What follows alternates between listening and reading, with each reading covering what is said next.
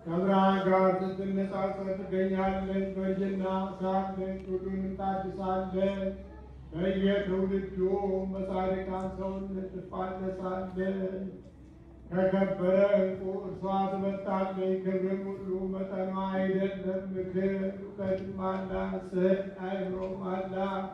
ነገሥታቱም በእርሷ ይነግሣሉ፣ ኃያላንም በእርሷ እውነትን ይጽፋሉ። ደጋጎቹ በእርሷ ይከብራሉ፣ መኳንንትም በእርሷ ምድርን ይይዛሉ። የሚወዷትን ትወዳለች፣ ሕጓን የሚጠብቁትን ትጠብቃለች። እርሷንም የሚሹ ባለሟልነትን ያገኛሉ። በእውነት መንገዶች ትመላለሳለች፣ በእውነት ፍለጋም ትመላለሳለች።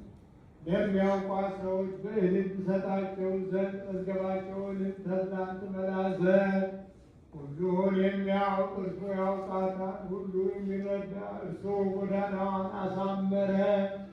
እርሱ ለባለሟሉ ለያዕቆብ ለቅዱሱ ለእስራኤል ሰጠው።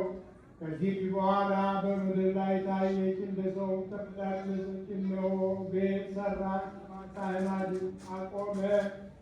የእርሷንም እርድ አረደች፣ በማድጋዋ የእርሷን ወይን ጨመረች። የእርሷንም ማዕድ አዘጋጀች።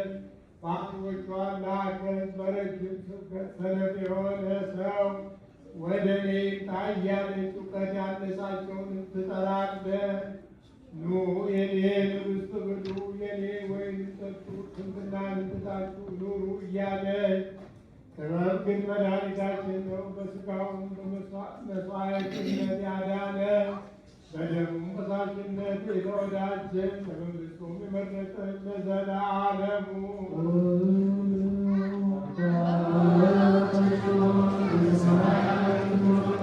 Amen.